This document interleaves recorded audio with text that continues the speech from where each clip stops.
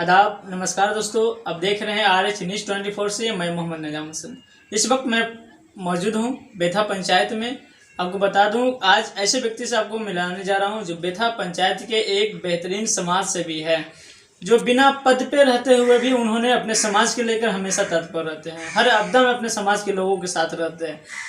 हर मुसीबत में उन्होंने अपने समाज को लेकर हो, ऐसे कोई सा जो सरकार के द्वारा हो, कोई भी उनके मुद्दों को लेकर हमेशा वो खड़े रहते हैं। हमेशा वो चाहे बेटी पे अन्याय हो, उनको लेकर उन्होंने हमेशा जो है खड़े रहते हैं, हमेशा आवाज़ उठाते रहते हैं। चलिए हम आपको ऐसे व्यक्ति जो मुखिया भावी प्रत्याशी मुखिया पति मोहम्मद अशफाक जी है, मैं उनसे मिलवाने जा रहा हूँ। आपका हमारे चैनल में बहुत बहुत स्वागत है। आपके RH 24 का मैं शुक्रगुजार हूँ और आपका भी शुक्रगुजार हूँ कि आप हमसे इलेक्शन के माहौल में आकर के न्यूज़ ले रहे हैं। और आपको जो पूछना है पूछिए।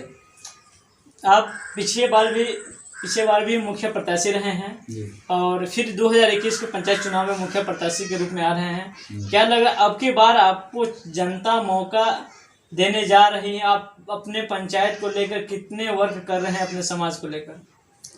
देखिए, महिला मुखिया फरहत अशफाक जो हमारी वाइफ है और महिला सीट है, मैं तो उसका सहयोगी हूँ।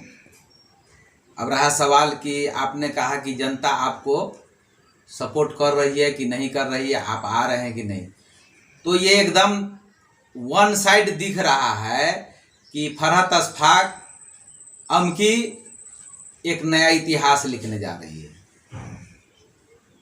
ये हमारे पंचायत का एक पुराना इतिहास आ रहा है 3 टर्म से 11+11+11+, और मुखिया जो भी लोग बने 11+ पे ही उनको जीत हासिल हुआ। लेकिन जनता का रुझान, महिलाओं की जागरूकता और बुजुर्गों का आशीर्वाद, और जिस तरह हमने समाज सेवा अपने पूरे पंचायत में सभी जाति धर्म के लोगों के लिए दुख सुख हर जगह में खड़ा रहा। आपदा का समय हो, कोविड-19 का समय हो, या दिगर और बहुत सारा बात है, या देश का राष्ट्रीय त्यौहार 26 जनवरी 15 अगस्त हो, हमारे प्रांगण में हर साल 26 जनवरी 15 अगस्त बहुत ही धूमधाम से मनाया जाता है। आप अपने स्तर से अभी तक बिना पद पे रहते हुए आप अपने समाज सेवी के लिए कितने ऐसे गरीबों को अपने हक दिलाने का काम किए हैं? हक दिलाने की बात कह रहे हैं तो हमने बहुत सारे को हक दिलाने का भी काम किया है। अब जैसे देख लीजिए, पीला कार्ड धारी होती है तो उसको 10 किलो मिलता था अनाज, जबकि सरकार का रूल्स है कि एक कार्ड पे यूनिट 1 हो या 10 हो, मिलना है 35 किलो। लेकिन इस तरह का बहुत शिकायत मेरे कार्यालय में आया, हमने अभियान चलाया और कम से कम 2550 महिला ऐसी है जिनका आज पीला कार्ड का 35 किलो का लाभ मिल रहा है। और आपको अब की बार जनता मौका दे रही है, तो आप अपने पंचायत के बिचौलिए से अपने समाज के लोगों को किस तरह बचाएंगे और उनको डायरेक्ट किस तरह रख देंगे? देखिए, ये अब की एकदम साफ चैप्टर दिख रहा है कि जब फरहत अशफाक जी मुखिया बन के आ रही है तो भ्रष्टाचार, इसका आना ही भ्रष्टाचार का बिगुल बज चुका है कि बेथा से भ्रष्टाचार जा रहा है। यानी फरहत अशफाक आ रही है और भ्रष्टाचार पंचायत से जा रही है, ये तो नारा है। अब देखिए भ्रष्टाचार किस तरह जाएगा। हम लोग सारे समाज सेवक, न हम कोई सरकारी पद पे है, न हम मास्टर है, न हम पोस्टमैन है, न हम कोई बिजनेसमैन है, न कोई हम दवाई का दुकान किए हुए हैं, न कोई हमारा कपड़ा का कोई बिजनेस है, कहीं पे कोई ना हमारा कहीं शहर में कोई कारखाना है किसी तरह का, नहीं कभी हम कोई पद पे रहे हैं। जो भी रहे हैं अपने बाप दादा के संपत्ति और अपने मेहनत के कमाई के खाए पिए दूरा दरवाजे पर जो समय बचता है, तो मेरा पूरा समय अर्पण है पंचायत के लिए।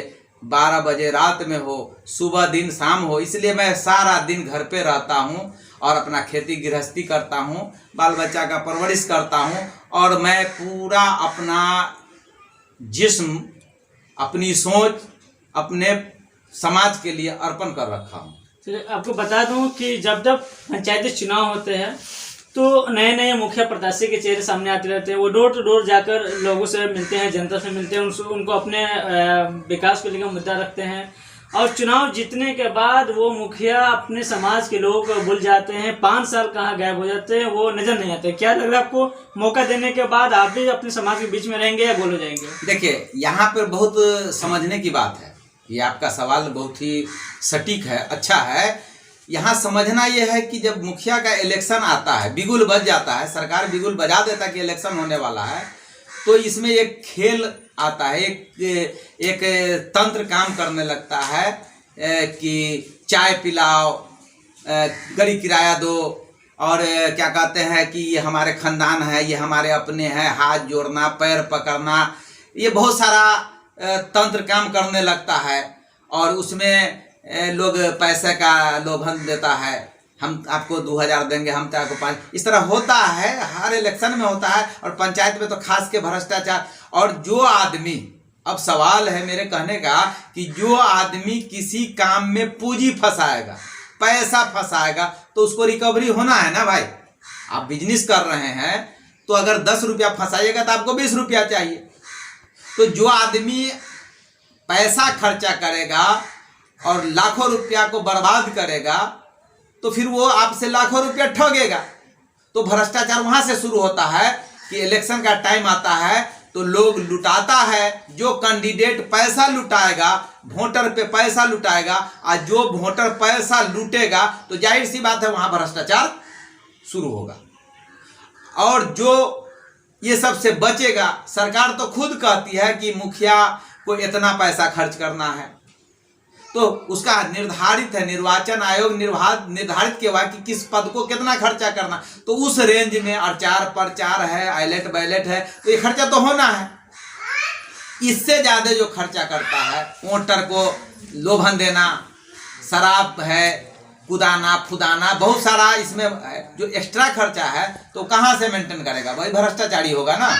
तो इसलिए मैं एक जनता को, अपने पंचायत की महिला को, जनता को, नौजवान को एक मैसेज देना चाहता हूं कि अगर भ्रष्टाचार को रोकना है तो मत को दान कीजिए, मतदान कीजिए, और मत खान नहीं कीजिए, मत को दान कीजिए। दान करने वाले का हाथ हमेशा ऊपर होता है और दान लेने वाले का हाथ नीचे होता है। जब आप मतदान करेंगे, अपने मत को दान करेंगे, तो आप बड़े हैं, मतदाता मालिक इसीलिए तो कहा जाता है ना जनता को।